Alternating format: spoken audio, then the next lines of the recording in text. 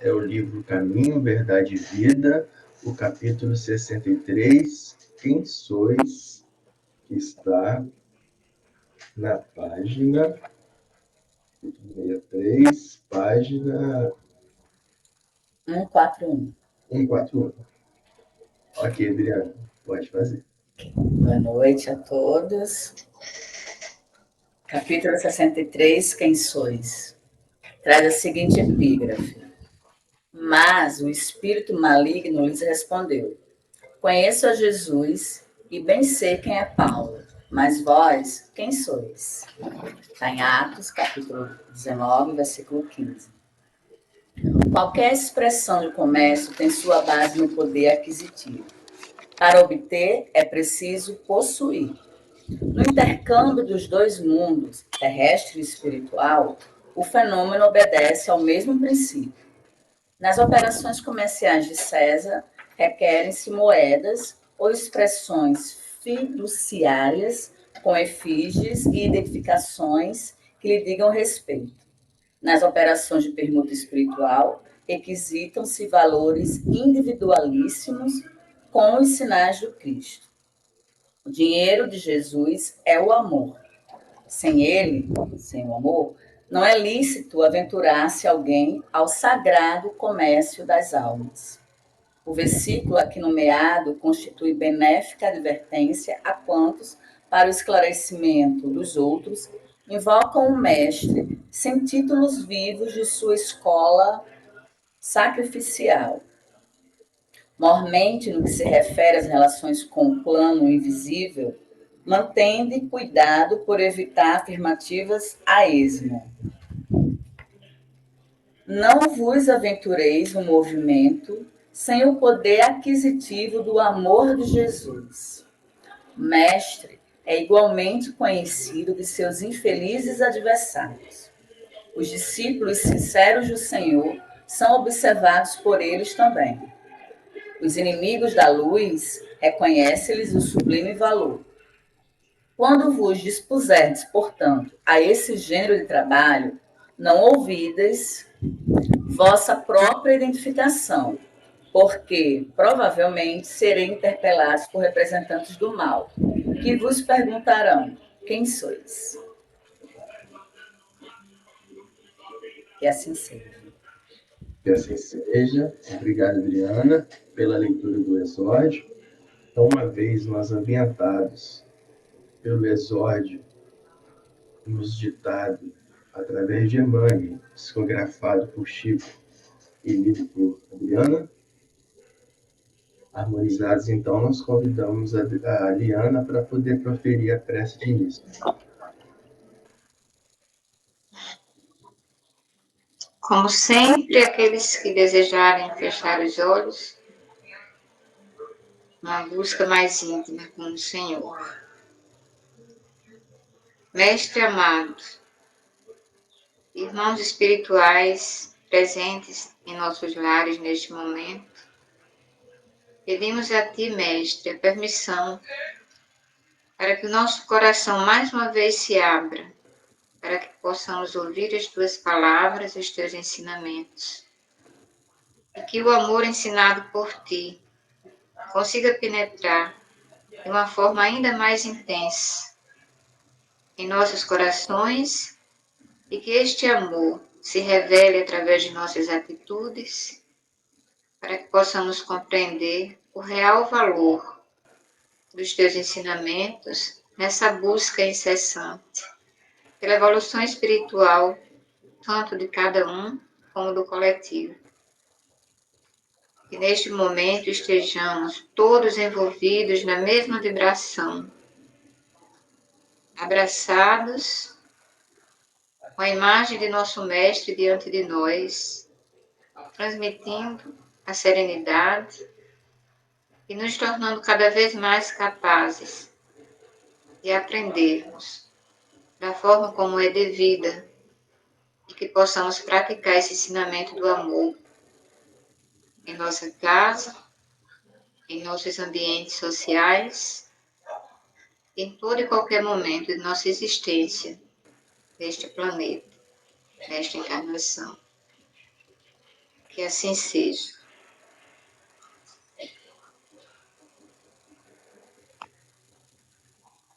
Que assim seja. Graças a Deus. Obrigado, Iana, pela prece de início.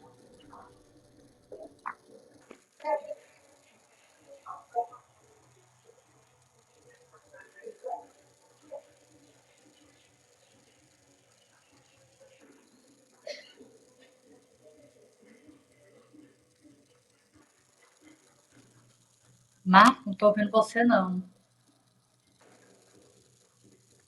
Obrigado, Kelly. Então, podemos dar início, então, à retomada do nosso estudo do livro Missionário da Luz, capítulo 4, Vampirismo. Aqui no livro que eu estou, essa edição está na página 40, tá?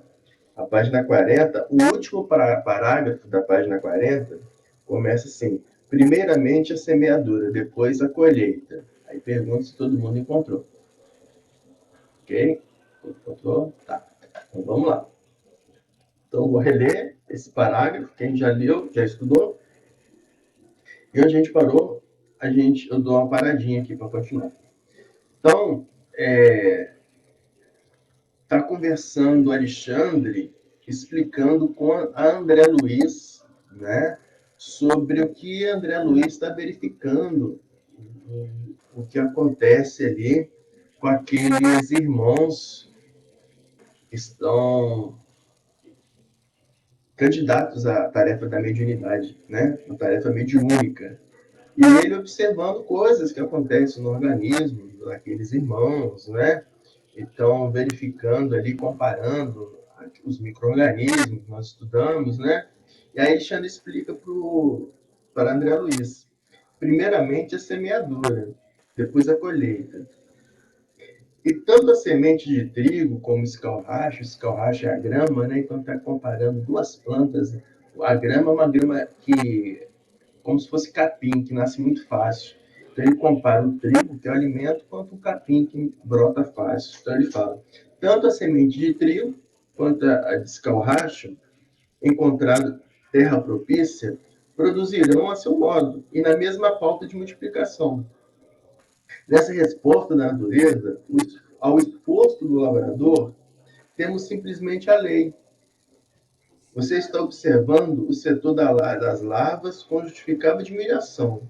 Não tenha dúvida, nas moléstias da alma, como nas enfermidades do corpo físico, antes da afecção existe um ambiente.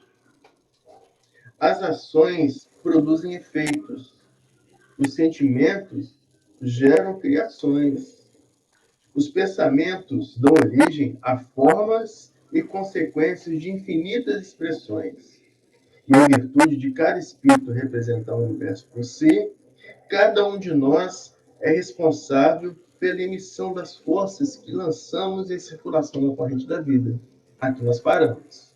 E aqui agora a gente vai começar o estudo de hoje.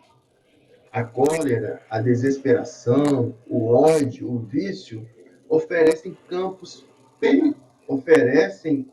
a perigosos germes psíquicos da esfera da alma. Então, ele está mostrando para Alexandre o que pode acontecer naqueles irmãos que experimentam a tarefa mediúnica e podem vir a falir.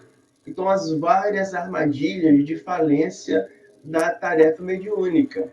E aqui é importante nós lembrarmos que a tarefa mediúnica, aqui para o nosso entendimento, é a conexão com a espiritualidade. Então, é a nossa conexão com o plano superior.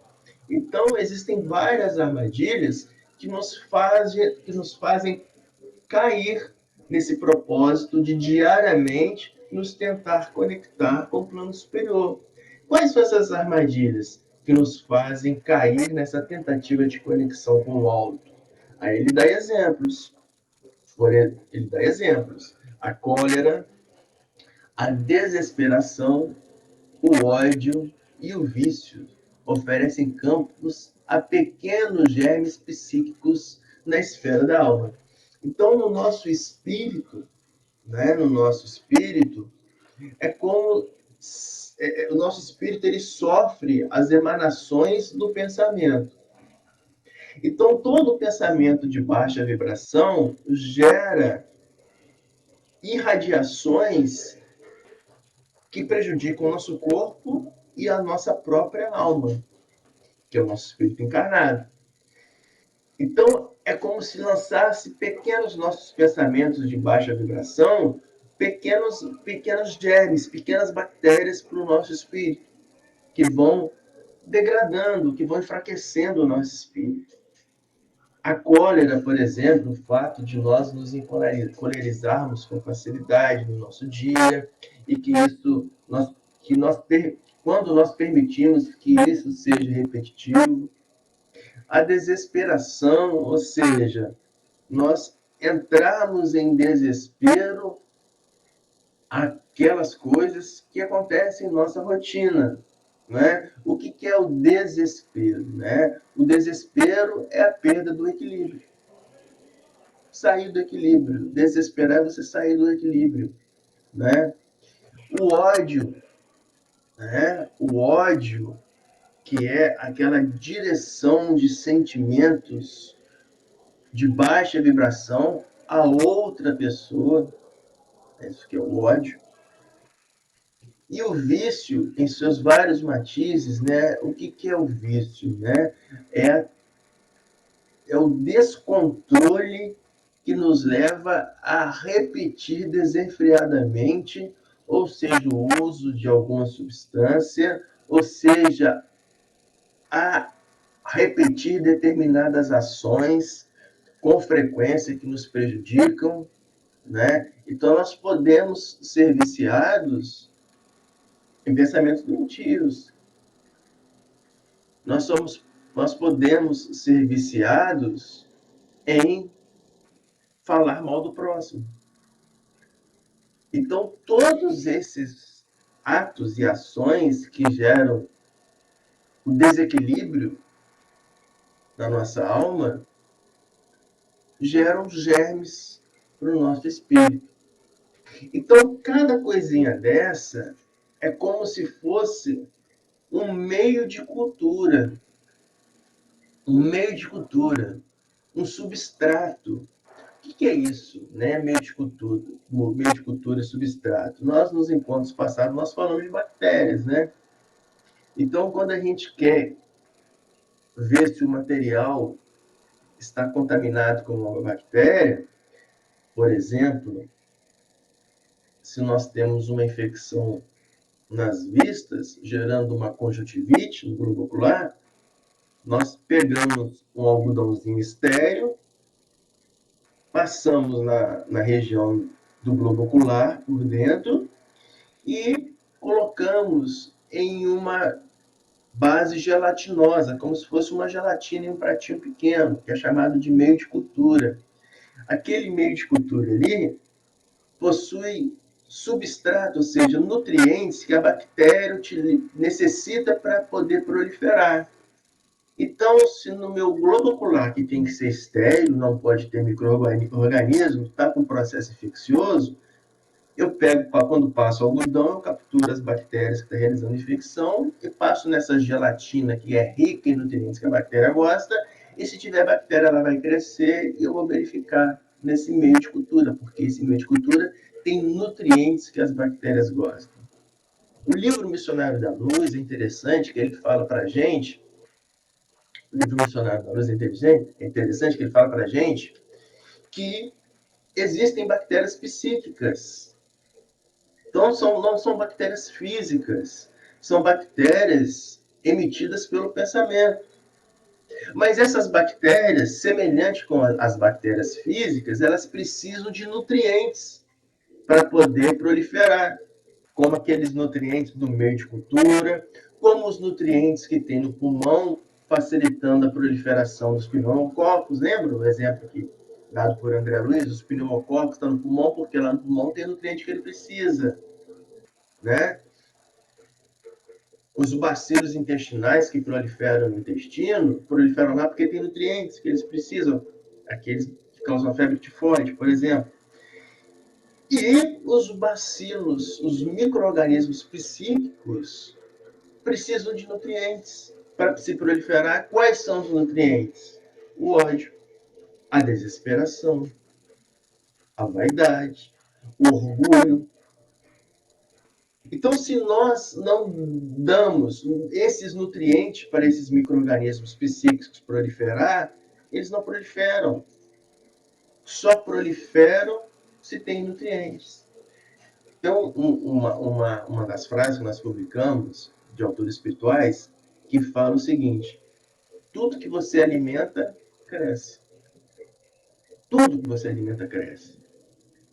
Marco, e a frase da agenda? Acho que tem a ver agora nesse momento. Isso. A frase da agenda que a Adriana abriu hoje, foi bom lembrar, eu estava aqui separado aqui para falar isso sim.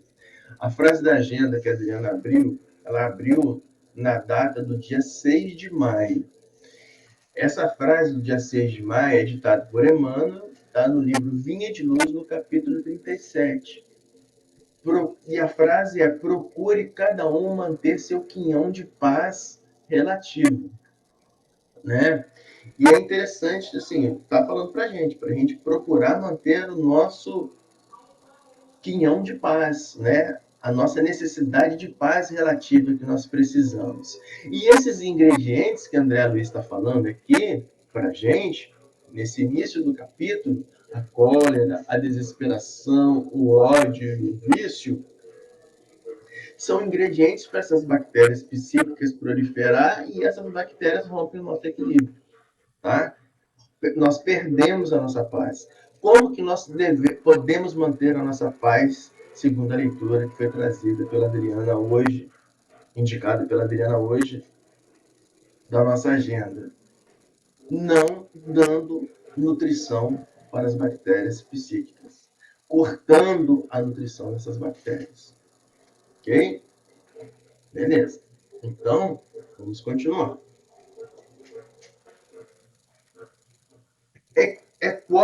Qual acontece no terreno das enfermidades do corpo, né? Então, nós estamos nos comparando, né, as enfermidades do corpo, ditas nos leituras dos estudos anteriores que nós fizemos, com as enfermidades da alma. Então, Alexandre está falando para André Luiz.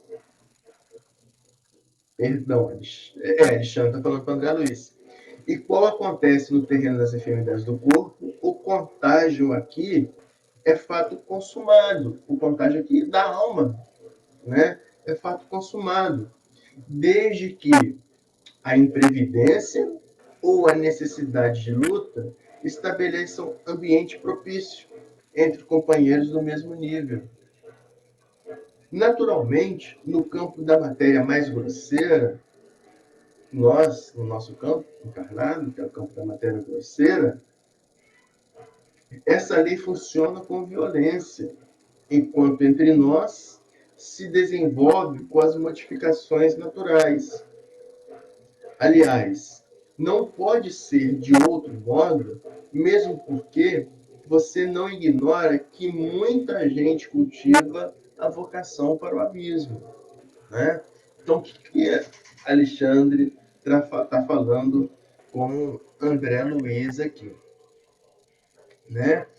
Essa luta, né? Essa luta de emanação de baixas vibrações pelo perispírito, né, de nós, encarnados nesse mundo de prova e expiação, é uma luta diária, que nós temos que resistir sempre, orar e vigiar.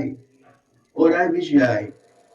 Mas, apesar da luta constante, muitos de nós ainda cultivamos a vocação para o abismo. O que é isso que ele está querendo falar?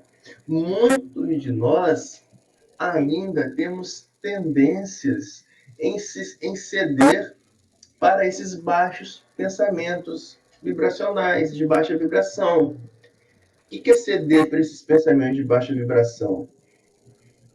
É cairmos em cólera, em desespero, em desarmonia.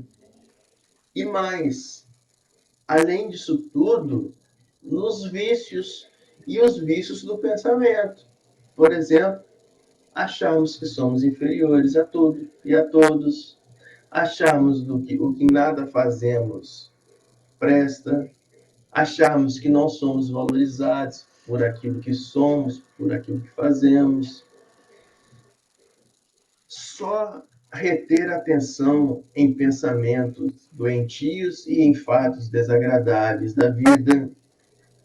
Isso é descuido consigo mesmo.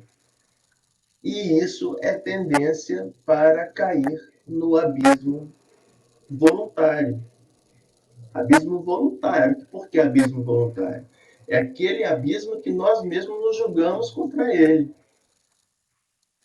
Então, tem um livro, também escrito por André Luiz, chamado Evolução em Dois Mundos, que nós já citamos várias vezes aqui. Esse livro, Evolução em Dois Mundos, o capítulo 12 desse livro é chamado Almas e Fluidos.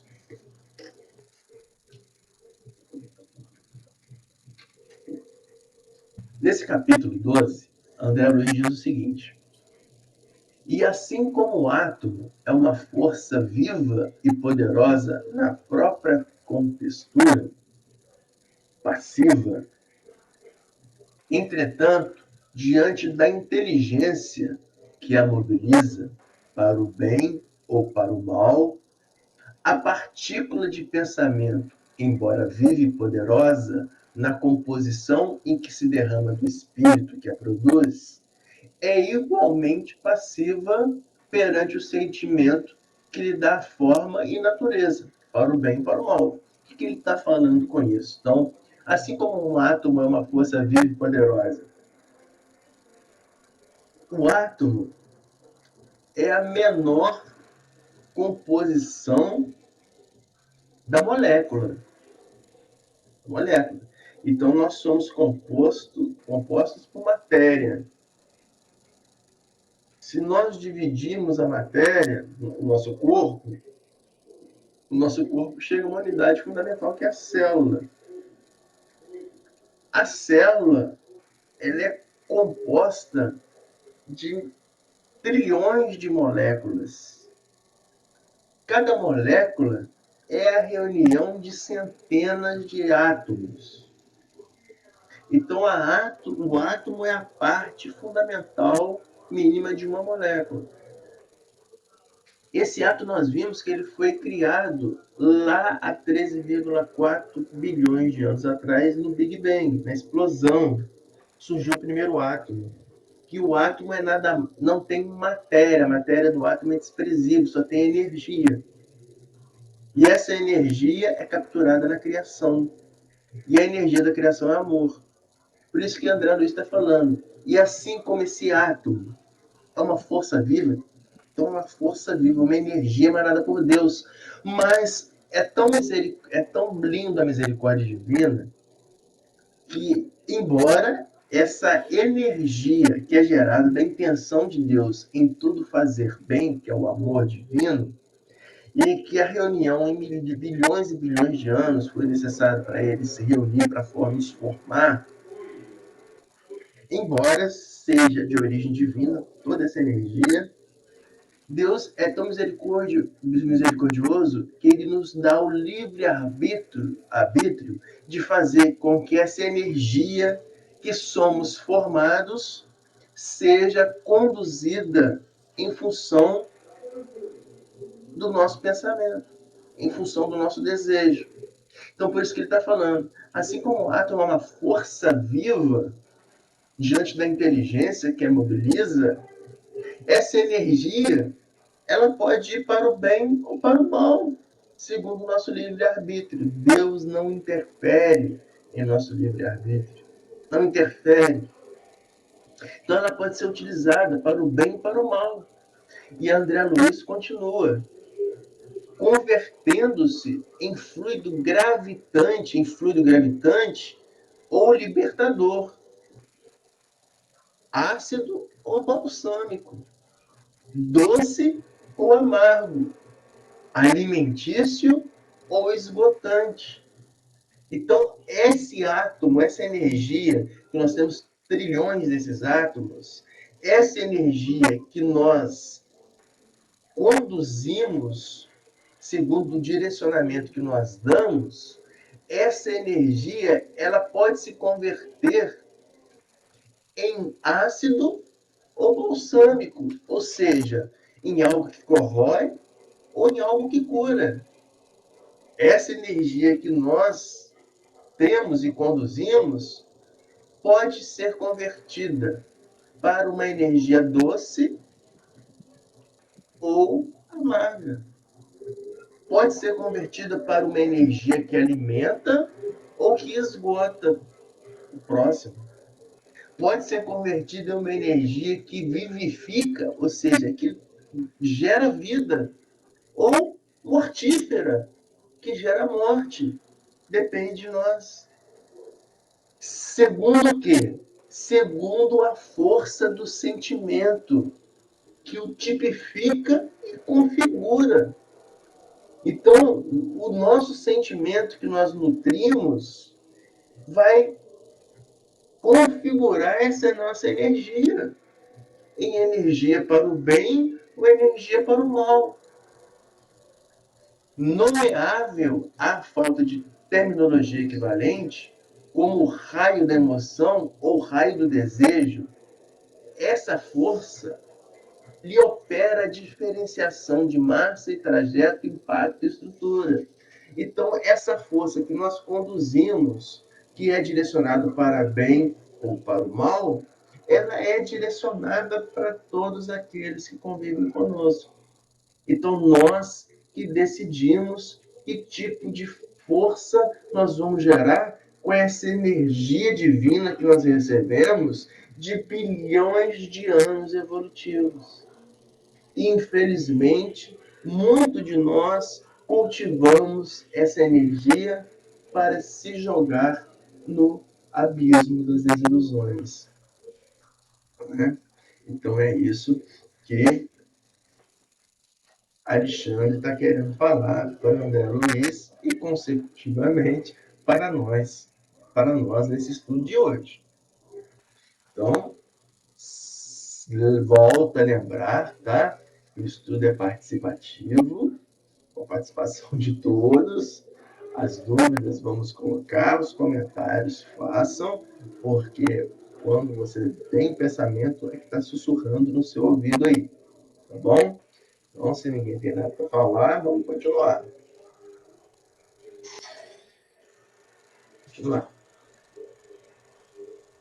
Então, muita gente cultiva a vocação para o abismo. Cada viciação particular da personalidade produz formas sombrias. Então, essa energia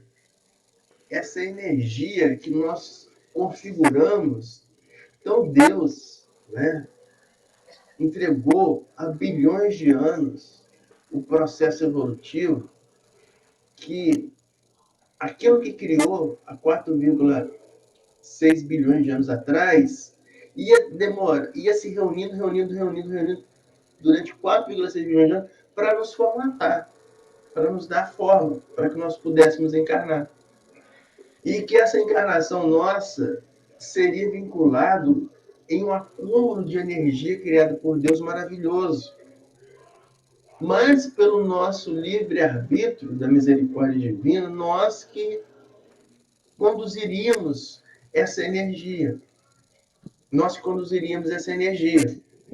E essa energia conduzida para o bem, para o pensamento edificante, para as boas obras, para os bons estudos, para as boas leituras, para os bons comportamentos, para os bons relacionamentos, ela é que vai formatando o nosso viver e, por conseguinte, o nosso perispírito. Porque o nosso perispírito ele é formatado por aquilo que pensamos e que fazemos.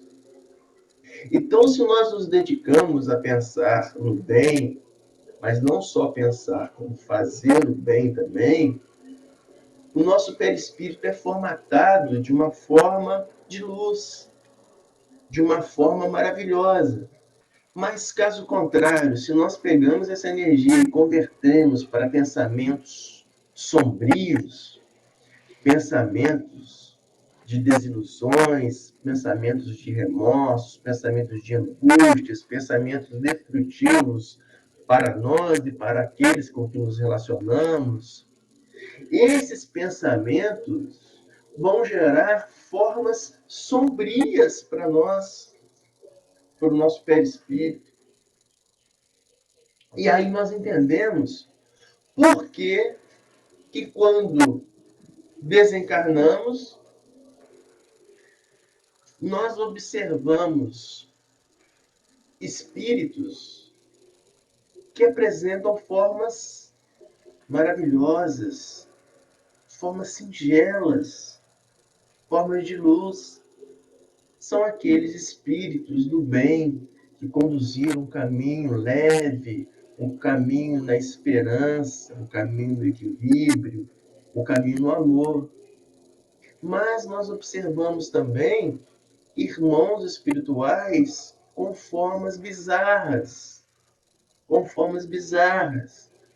Por exemplo, vide os filmes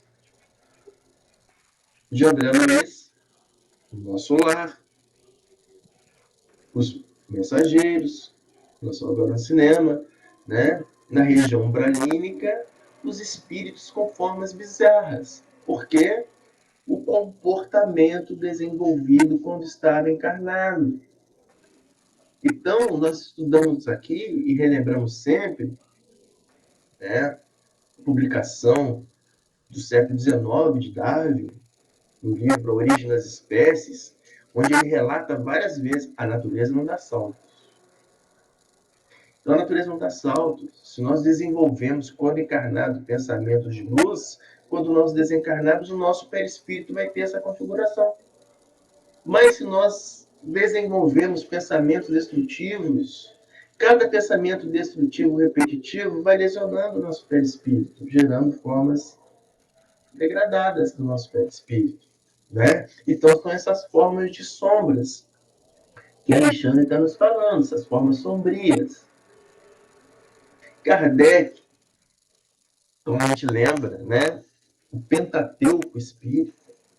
Então, o Pentateuco Espírita é formado pelos 5 livros básicos da doutrina espírita. O primeiro livro, o Livro dos Espíritos, lançado em 1857. Depois de lançar esse primeiro livro, os médios que trabalharam com Kardec não estavam preparados, estavam sofrendo muito, né, pela própria falta de preparo mediúnico, sofrendo com espiritualidade mesmo.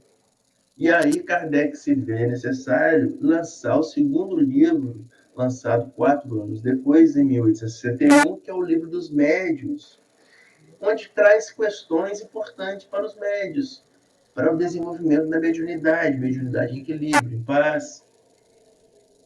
Depois, 3 anos depois, em 1864, Kardec então se vê pronto para poder lançar o fundamento base da doutrina espírita, que é o Evangelho segundo o Espiritismo.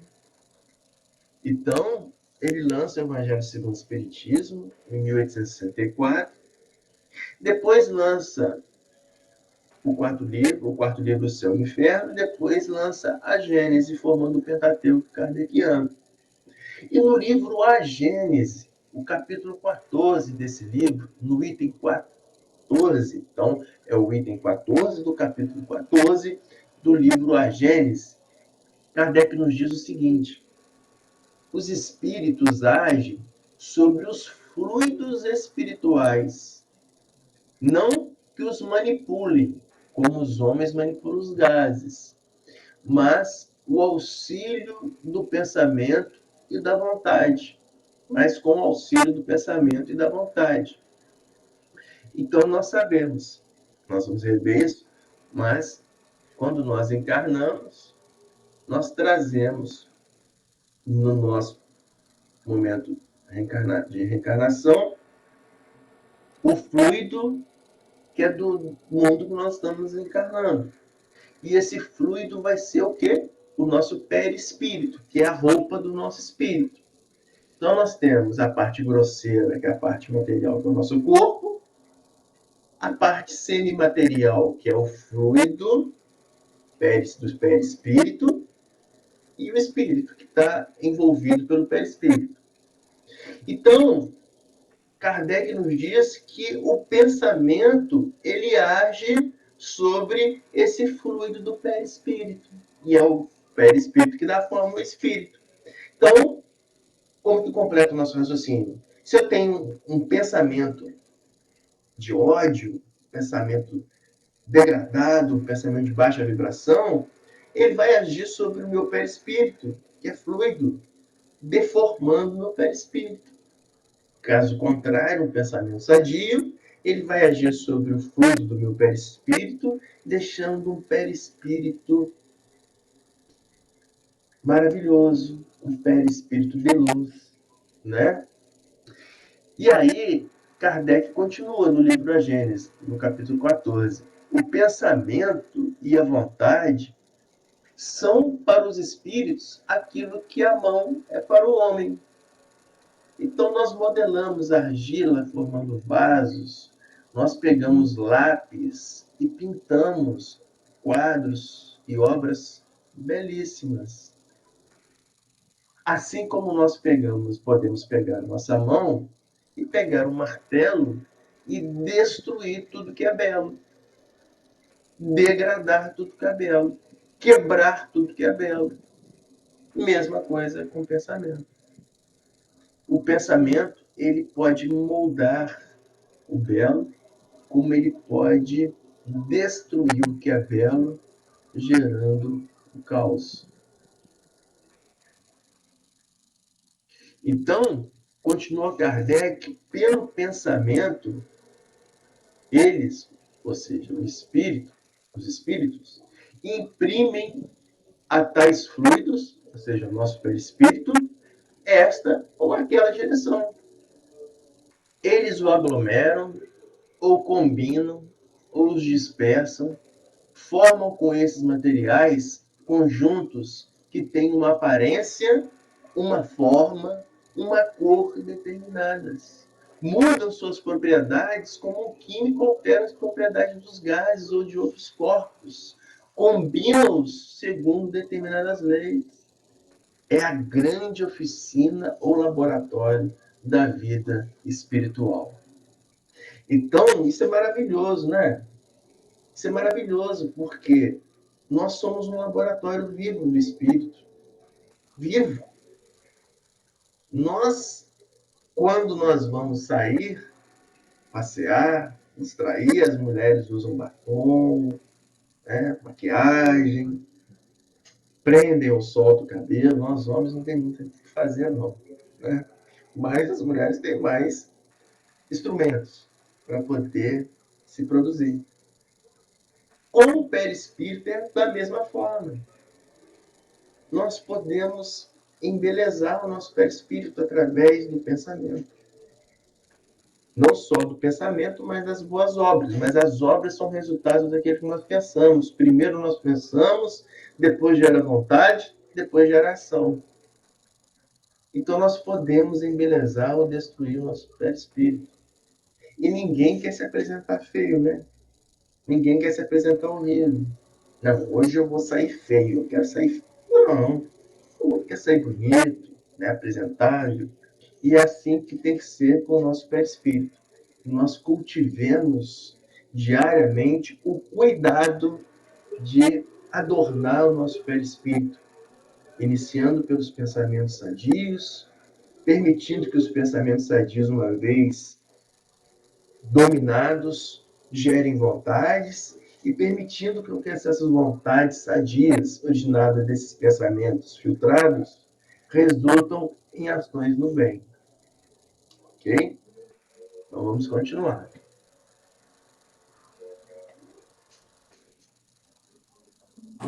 Marco, Oi? eu não sei se você ou alguém do grupo, né, já ouviu falar, é numa síndrome conhecida como síndrome de Tourette, né? Diga aí. Eu queria saber, porque as pessoas que estudam, né, da área psíquica não conseguem definir se ela é genética, se ela é hereditária, né? Eles não sabem ao certo. E as pessoas que têm essa síndrome, né, que são diagnosticadas com essa possível síndrome, elas estão falando, elas apresentam tics e caretas, né, de repente, do nada, e falam palavrões de baixo calão. E muitas das vezes é uma pessoa que é, por exemplo, do Brasil e ela fala palavrão em inglês. E é do nada. Ela tá, de repente, um palavrão. Tem pessoas que quando vê uma pessoa com essa síndrome, né, ficam assim, um pouco assustados, porque, né, Adriana? Que a Adriana conhece, né? Não ficam se sentindo mal, porque não sabe o que é aquilo, né? Por que a pessoa está se comportando daquela forma. Está conversando e, de repente, ela fala assim, palavrões mesmo muito pesados, xingamentos, né? E tickets, caretas, é considerado no meio acadêmico como síndrome de Tourette, né? Mas, na minha leitura, eu acho que tem muito a ver com a questão espiritual, né? Assim, inclusive, eles não dão um diagnóstico fechado, se é hereditário ou se é genético, eles não sabem. Só que essa pessoa tem essa possível síndrome, né? Que assusta as pessoas que não conhecem, que geralmente a gente não conhece, você vê uma pessoa com um comportamento desse. Ela está falando com você, está em qualquer ambiente, e ela diz um palavrão horrível e fica xingando, xinga e faz careta. É como se estivesse obsediado. Uhum. Então, nós temos um corpo físico que nós utilizamos esse corpo físico, e esse corpo físico ele é fundamentado nas suas bases genéticas, né, nos seus genes. Então, geneticamente, nós acreditamos que as doenças têm um fundamento genético, mas que fundamento genético? Fundamento genético é o seguinte: existem genes que, quando eles são desencatilhados, eles produzem doenças. Então, para esses genes serem desengatilhados, existem genes que são desengatilhados com mais facilidades, produzindo doenças em função de vários fatores, mas existem genes que poderiam ficar dormentes a vida inteira, esses genes, né? Por exemplo, essa síndrome aí. Então, o que acontece? Em momentos da nossa vida, né, que nós geramos essas bactérias psicológicas, né, nós permitimos que desencadeie esses genes, né? Mas, pelo contrário, também verificou-se que pensamentos equilibrados, a oração, o engajamento religioso no sentido de religação com Deus, ele faz com que esses genes permaneçam dormentes pelo período de equilíbrio da pessoa, que pode ser até a morte. Entendeu? Então, essa síndrome, como outras síndromes, elas têm esse fundamento genético. Elas podem ser liberadas, desencadeadas ou podem permanecer latentes. O que a gente pede, que a espiritualidade pede para nós? É que nós mantenhamos o equilíbrio, que nós mantenhamos a oração, a religação com Deus, as boas obras, né? Para que o nosso corpo em equilíbrio possa ficar em equilíbrio, né? Possa ficar em equilíbrio. Então, é isso, né? É isso. Tanto essa quanto outras síndromes, o fundamento é esse daí. Então, o que a gente pede, né? A gente pede para também, né, nós, orando e vigiando, nós cuidarmos do nosso equilíbrio, que parte, por exemplo, desse estudo, né? Parte desse estudo, né? Nós cultivarmos a sobriedade do pensamento no bem, nós cultivarmos a sobriedade da visão saudável, nós mantermos o pensamento direcionado na espiritualidade de luz, que está do nosso lado, nos assistindo e nos intuindo e nos curando durante o nosso estudo, e que se nós permanecermos nessa vibração, essa espiritualidade de luz se sente mais facilmente em permanecer conosco, né?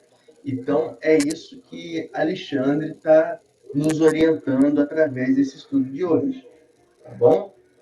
E aí, voltando para o nosso livro,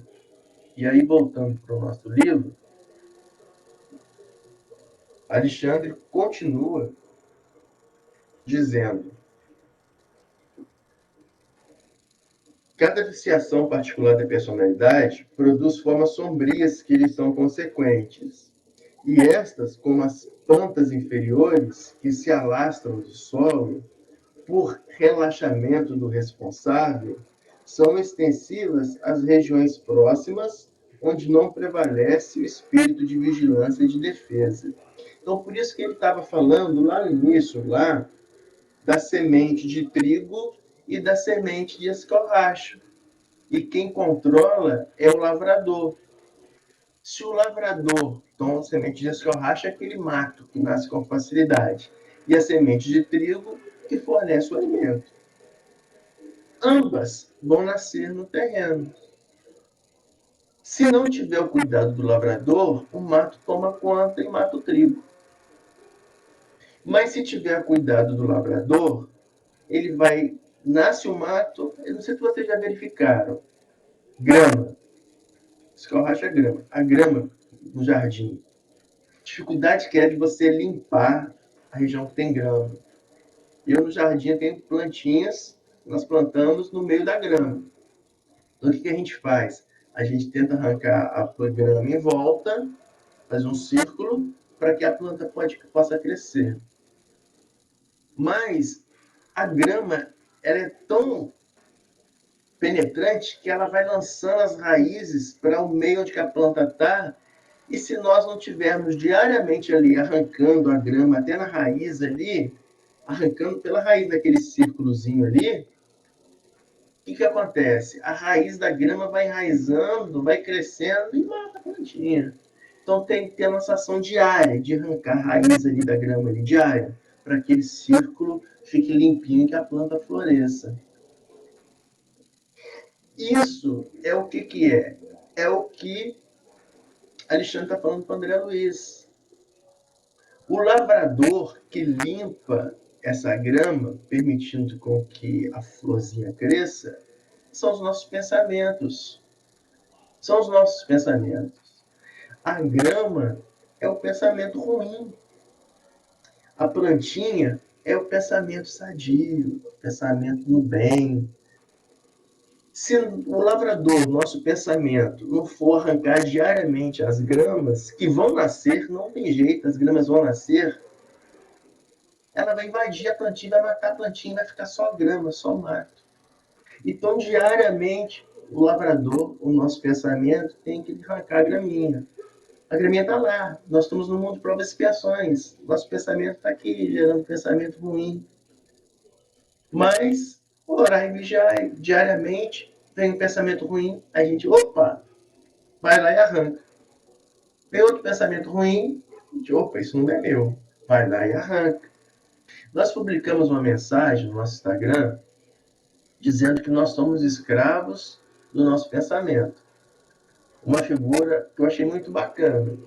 Então, uma figura que várias pessoas passando, como se fosse numa andando numa avenida, né? Vários caminhantes, cada um mostrava em cima da cabeça. Um tá com um sapato de uma moça pisando na cabeça do outro. A outra mulher tá todos carrancudos. Então, um com o sapato nessa cabeça, carrancudo. A outra moça com um neném chorando em cima da cabeça, carrancuda, né? O outro com um peso em cima da cabeça, carrancudo. E assim, são os pensamentos de gramas. São os pensamentos que não arrancam as gramas. E no meio desses todos, um senhor caminhando, sorrindo, e na cabeça dele era uma flor brotando no meio de todo aquele caos. Então isso é interessante porque nós temos que cuidar daquilo do nosso pensamento e nos desvencilharmos das situações ruins. O que significa isso? Aquela moça que estava caminhando, carrancuda, com o neném chorando na cabeça, é aquela que não desvencilhou daquela situação que ela estava, por exemplo, de repente, tratando uma criança chorando na cabeça, e ela sai para trabalhar e leva consigo aquele fluido ruim do pensamento daquilo que ela estava fazendo. Não. Aquele indivíduo está com um sapato em cima da cabeça, era um sentimento que, muito provavelmente, de autodestrutivo, pensando que ele é tão inferior que as pessoas ficam pisando em cima dele. E só vai gerando esse tipo de pensamento. Né? Aquele que estava com peso em cima da cabeça é aquele que tudo para a vida dele é um pesar. Então ele vai andando, caminhando, pensando que a vida dele é um pesar, é um peso. E vai gerando isso para ele. Agora, aquele que caminha com uma flor no pensamento não significa que a vida dele é mais de maravilhas. Muito provavelmente tem pessoas que pisam em cima da cabeça dele. Muito provavelmente tem, né, situações que o torturam, tem situações de peso, mas ele permite que isso não fique proliferando na sua mente. Ele arranca essas graminhas da mente diariamente e vai cultivando o quê? O hábito de pensar em coisas salutares. É um hábito. Né? Então é isso que André Luiz, através de Alexandre, está querendo passar para a gente aqui. Né? Está querendo passar para a gente nesse momento. Então, dando esse exemplo das plantas inferiores que se alastram no solo, são esses matos que vão se alastrando, evidenciando extrema prudência no exame dos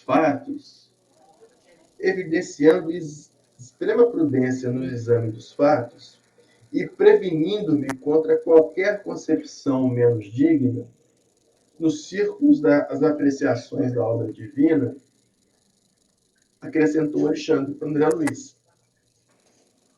Sei que a sua perplexidade é enorme. No entanto, você não pode esquecer a nossa condição de velhos reincidentes no abuso da lei. Então, André Luiz, ele está perplexo ali de ver aqueles irmãozinhos sofrendo, caindo, né? Caindo, cedendo às vibrações inferiores. Mas Alexandre, que é um espírito evoluidíssimo, está falando com André Luiz. Não esqueça que nós já caímos várias vezes onde os nossos irmãos estão caindo agora. Então, para a gente isso. Para a gente. Né? Para nós nos lembrarmos, quando nós estamos com alguém caído, que nós já caímos inúmeras vezes. E nas inúmeras vezes que nós só levantamos porque teve alguém do nosso lado para nos dar as mãos para a gente poder levantar. Porque senão a gente não levantava, não. Né? Então, que nós utilizemos isso na necessidade de auxiliar o próximo. Porque nós já fomos ajudados milhares de vezes. Né? Então, continua Alexandre aqui. Desde o primeiro dia de razão da mente humana, A ideia de Deus criou princípios religiosos, sugerindo as regras do bem viver. Então, desde os mundos primitivos, o homem já trazia o germe da divindade.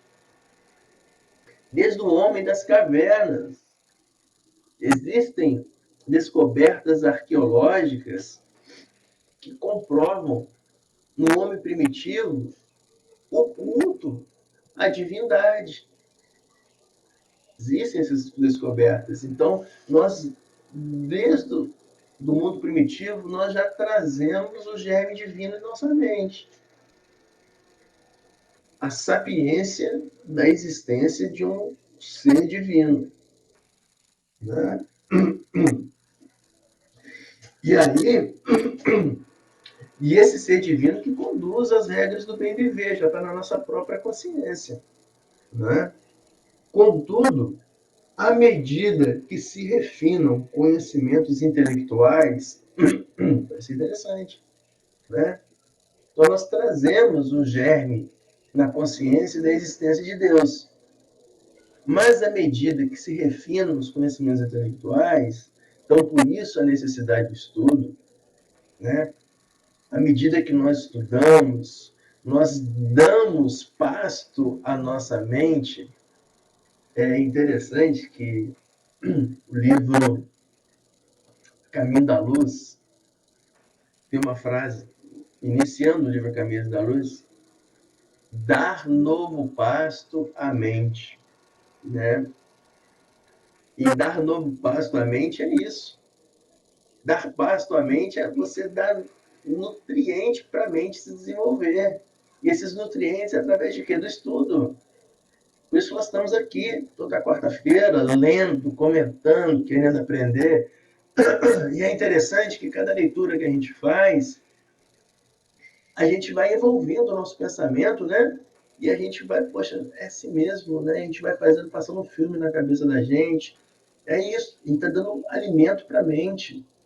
Porque é necessário que a mente evolua para melhorar o nosso entendimento do divino.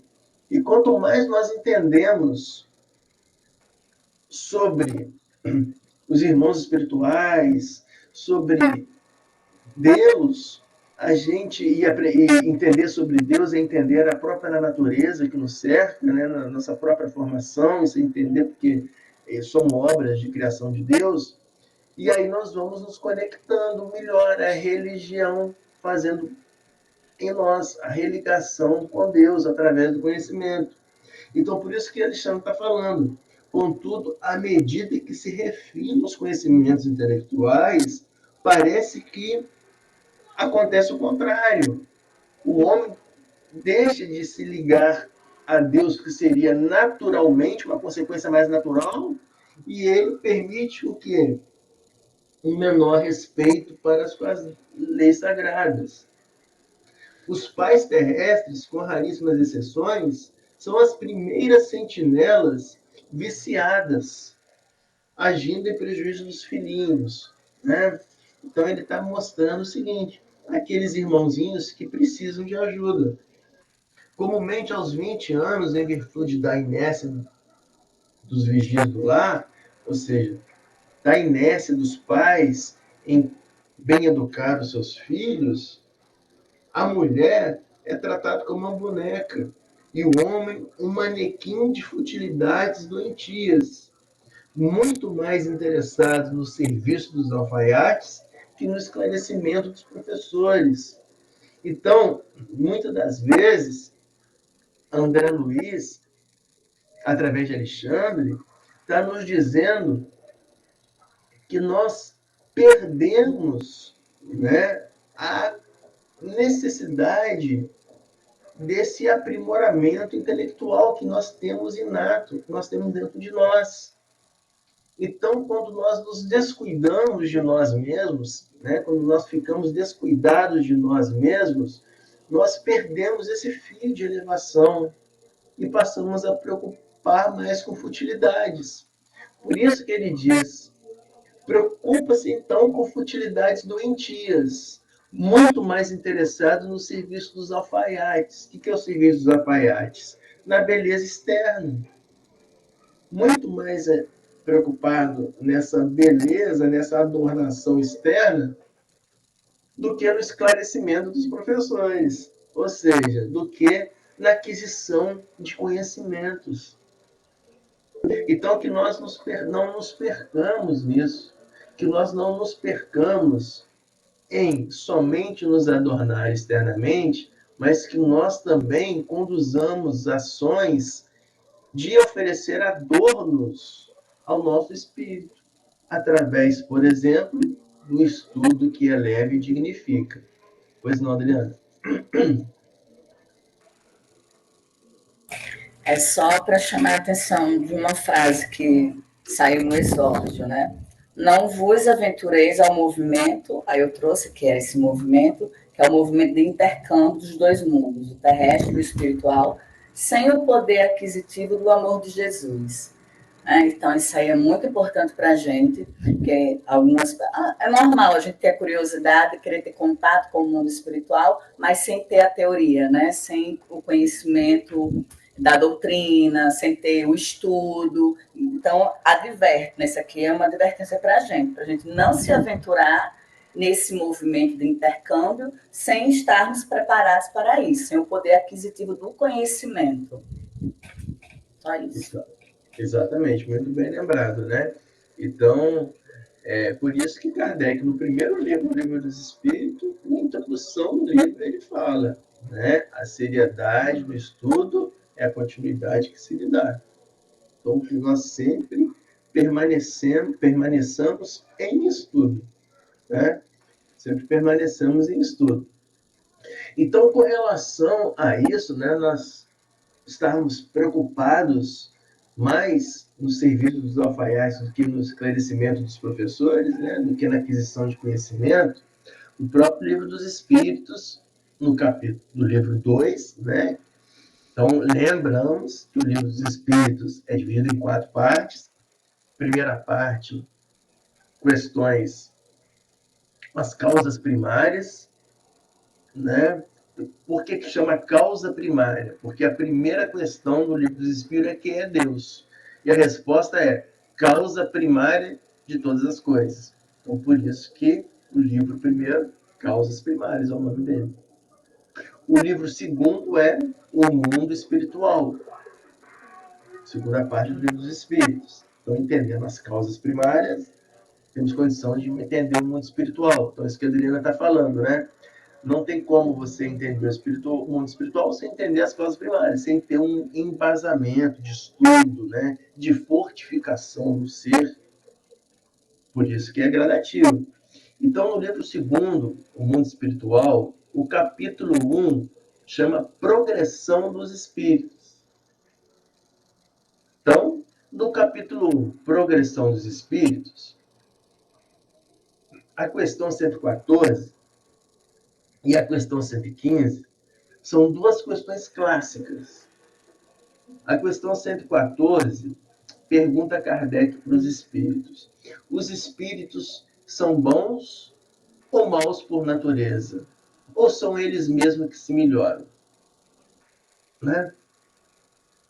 Aí os espíritos respondem: são os próprios espíritos que se melhoram.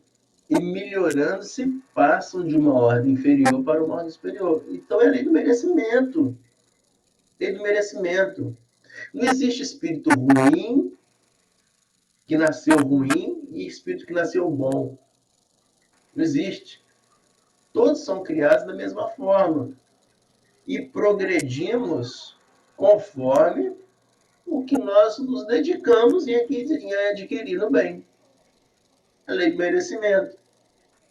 E aí vem a questão 115. Kardec vai, pergunta, entre os espíritos, alguns foram criados bons e outros maus? Que ele não respondeu, né? Kardec perguntou primeiro: os espíritos são bons ou maus por natureza? Ou são eles mesmos que se melhoram? Os espíritos respondem: são os próprios espíritos que se melhoram. Aí Kardec vai e reforça: entre os espíritos, alguns foram criados bons e outros maus? Aos espíritos. Questão 115, que é clássica. Deus criou todos os espíritos simples e ignorantes. E aí ele completa o espírito, isto é, sem saber, para a gente não ter dúvida que ignorante que ele está falando é sem saber, sem conhecimento, zerado, né? Como se fosse um computador formatado, sem nada. E aí completa os espíritos. A cada um deu uma missão, com o fim de esclarecê-los e de fazer chegar progressivamente à perfeição. Como? Pelo conhecimento da verdade. Então, questão 115. Os espíritos são criados simples, ignorantes, igualzinho. Cada um recebe uma missão. Ó, você vai por aqui, você vai por ali, por aqui, para você se melhorar. Então, nasce simples, ignorante, recebe uma missão.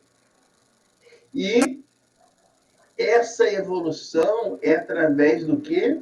Da aquisição do conhecimento da verdade. O que é o conhecimento da verdade? Então, nós estudamos, nós sabemos que verdade é o ensinamento do Cristo. Então, nós evoluímos quando nós estudamos, e o nosso estudo todo, nós entregamos com os ensinamentos de Cristo para poder absorver como que eu posso melhor entender o ensinamento do Cristo. Então, quanto mais nós estudamos, mais aptos ficamos e melhor entender o ensinamento do Cristo, o conhecimento da verdade, e mais aptos ficamos em fazermos empregar esses conhecimentos adquiridos do Cristo. Então, esse é o processo de progressão, é o processo de aprendizado e o processo de aplicação no bem. Ok? Então, é nesse caminho que nós devemos conduzir, e esses irmãozinhos que Alexandre está exemplificando com André Luiz, desvirtuaram desse caminho do conhecimento e da aplicabilidade no bem. Por isso, o capítulo chama vampirismo. Uma vez que você se desvirtua desse caminho, você se rebaixa vibracionalmente e fica propenso na região dos irmãozinhos inferiores, a sofrer a influência deles. Veja como que o capítulo, né? Ele vai se formatando. Então, vamos continuar.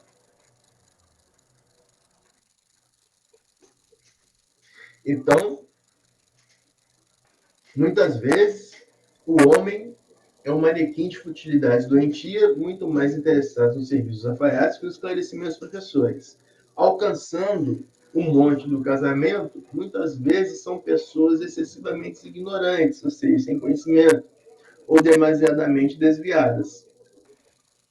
Cumpre ainda reconhecer que nós mesmos, aí de novo, ele fala, Alexandre, o espírito evoluidismo, está falando que ele também cometeu os mesmos erros. Então, muitos de nós, muitas vezes, cumpre ainda reconhecer que nós mesmos, em todo o curso das experiências terrestres, na maioria das ocasiões, fomos campeões de endurecimento e da perversidade contra as nossas próprias forças vitais.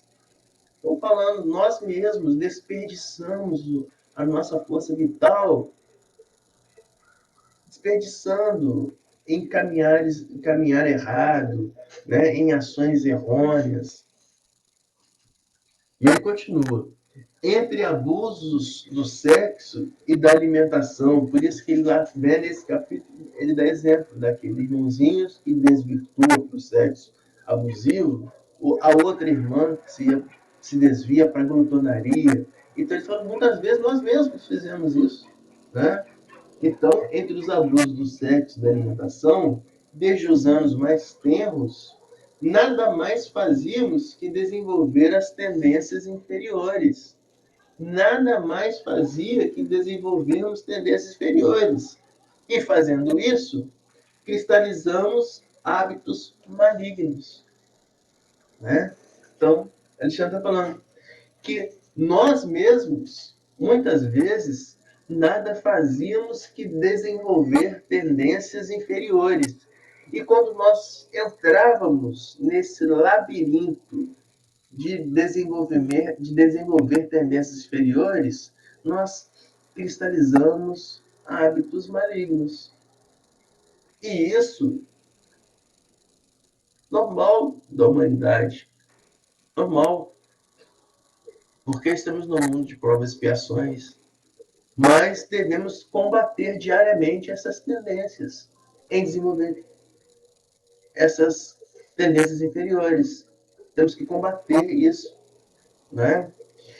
Por isso que Paulo de Tarso, na Epístola aos Romanos, no seu capítulo 6, no versículo 23, Paulo escreveu: o salário do pecado, aí entre parênteses, o vício, é a morte. Mas por que a morte? Não a morte física, mas a morte no sentido da degradação do espírito. Então, o que você tem quando você se entrega aos vícios? Qual vício? Aqueles vícios falados no início do nosso estudo. A cólera, a intemperança, né? O desequilíbrio. Então, tudo isso é o que é a recompensa disso? É a degradação do espírito.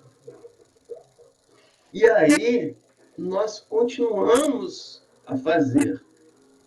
Mas, quando nós estudamos, nos encontramos, nós elevamos o nosso padrão vibracional. E nós compreendemos que, apesar de ser normal esses inputs de pensamentos de baixas vibrações, nós conseguimos combatê-los através da oração, através do pensamento no bem. E aí, por isso que Paulo nos fala, né? Porque não faço o bem que quero, mas o mal que não quero, esse ainda faço. Está escrito também na mesma carta de Romanos, no capítulo à frente, no capítulo 7, versículo 19. Então, Paulo falando, não tem problema, né? Se você né, pensa, poxa, eu ainda faço isso, né? Ainda tenho esse remorso, ainda tenho essa angústia, ainda tenho esse comportamento. Normal, você não tem que se menosprezar por isso, porque isso todo mundo tem. Todo mundo tem. O que nós devemos é querer sair desse pensamento destrutivo. O que nós devemos é desejar ir para um caminho saudável, para um caminho de luz, para um caminho de paz, para um caminho de equilíbrio. E aí Paulo dá o exemplo dele, olha só, eu que agora recebi o Cristo no coração, que Cristo apareceu para mim, e que quem me recebeu no mundo espiritual com espíritos evoluidíssimos, e eu olhei para Cristo no mundo espiritual, eu também não fazia o bem que eu queria, mas ainda cometia o mal que eu não queria, né? Então, que nós entendamos isso, que somos humanos. Não nos devemos nos menosprezar por ter esses pensamentos repetitivos, mas nos sentirmos que estamos no caminho do bem, porque sabemos que esses pensamentos são errados e eles podem ser combatidos. Ok? Então vamos continuar um pouquinho mais à frente.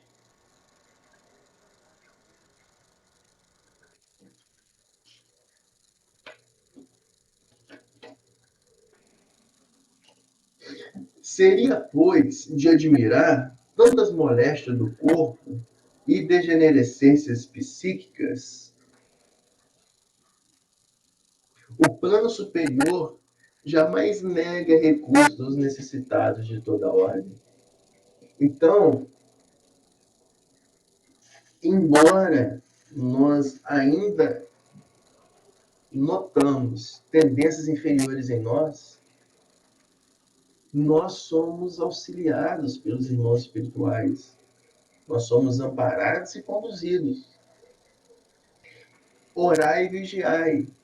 Porque a primeira lei divina é a lei da adoração, ou seja, levar o seu pensamento a Deus. Porque quando você ora, você tem resposta.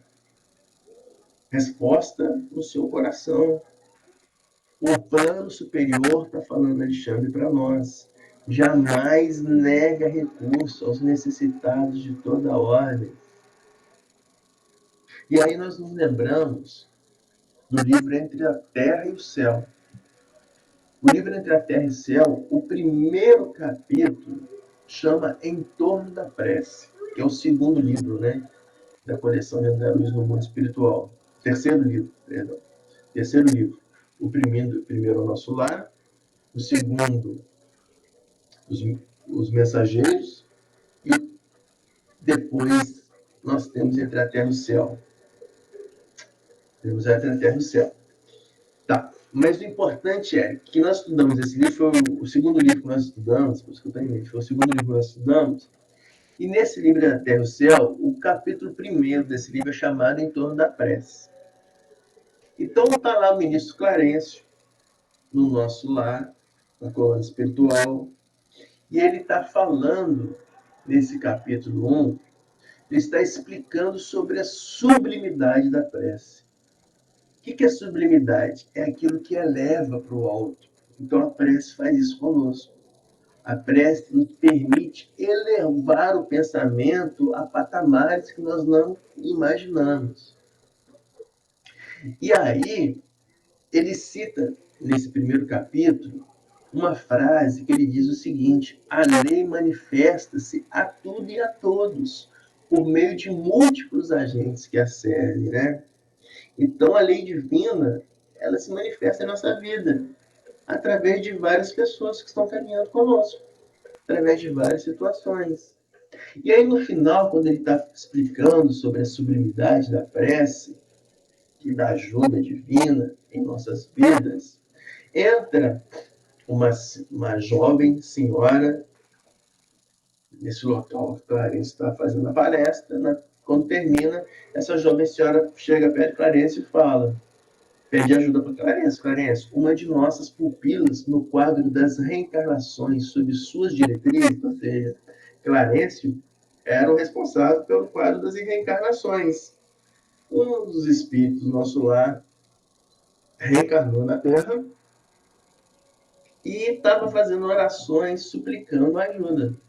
E aí ela fala, uma de nossas pupilas no quadro das reencarnações sob suas diretrizes nos pede socorro com insistência. Então, uma prece que vinha com insistência lá da Terra. E mais, ela fala que numa prece refratada. O que é isso, prece refratada? Então, aqui a frase que nós paramos aqui do livro é: o plano superior jamais nega recursos aos necessitados de toda a ordem. Essa menina era Eveline, que era uma filha jovem, adolescente, que perdera a mãe e desencarnara muito cedo. Mas essa mãe de Evelina desencarnara muito cedo porque ela desenvolveu um ciúme doentio contra o marido. Ciúme super doentio. Tão doentio que ela gerou uma doença para ela e ela desencarna. E por esses pensamentos repetitivos doentios, ela desencarna e mantém esses pensamentos e fica naquela região das sombras, região umbralínica. E a filhinha na terra lá, sentindo falta da mãezinha e passando uma situação muito difícil na casa, ela toda noite joelha, fazendo uma oração para a mãezinha, que a mãezinha ajudar ela. Só que a mãe dela está nos pensamentos inferiores na região umbralina. A prece direcionada para a mãezinha ia para o umbral. O que fazia? Por isso que é prece retratada. E por isso que fala nesse capítulo: o plano superior jamais nega recursos aos necessitados. Então a prece que ela fazia para a mãezinha ia na região umbralina e que subia, refratava. Ia parar lá no Nosso Lar.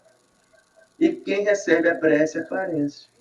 Então, nesse final do nosso estudo, qualquer necessidade, entregue-se à oração, porque o plano superior jamais nega recursos necessitados de toda ordem. Então, nós paramos por aqui. né? Se alguém tiver algum comentário a fazer, então nós vamos parar por aqui, falando que o plano superior jamais nega ajuda, sabe, de toda a ordem. E aí, nós, como ninguém tem nenhum comentário, nós convidamos algum voluntário para poder fazer a prece de finalização. Algum voluntário ou voluntório? Alguém quer levantar a mão? Dou-lhe uma, dou-lhe duas, dou-lhe três. Ninguém com mão levantada? Tá. Kedma, quer fazer a oração para a gente, de finalização? Vamos. Queridos irmãos, fechemos nossos olhos materiais e agradecemos aos bons espíritos que estiveram conosco em mais esse estudo do livro Missionários da Luz, coordenado pelo Marco. Nós lhe rogamos que nos ajude a colocar em prática todas as instruções, as boas ideias de amor para com toda a humanidade, e que ao terminar esse estudo, nos sintamos fortalecidos na prática do bem, na prática dos pensamentos salutares e do amor ao próximo. Desejamos igualmente que esta divina instrução seja proveitosa para os espíritos sofredores, ignorantes e ou viciosos que puderam assistir esse estudo de amor. Que os anjos guardiões estejam nos amparando, que assim seja e sempre será. Que assim seja, graças a Deus. Obrigado, Kedma, pela prece de finalização. Obrigado a todos pela contribuição no estudo, pela participação. E esperamos a todos na próxima quarta-feira, nesse horário aqui, para nós continuarmos o nosso estudo e o nosso encontro salutar. Uma boa noite a todos. Tchau, boa noite, gente. Boa noite. Boa noite. Foi Até semana que vem. Até.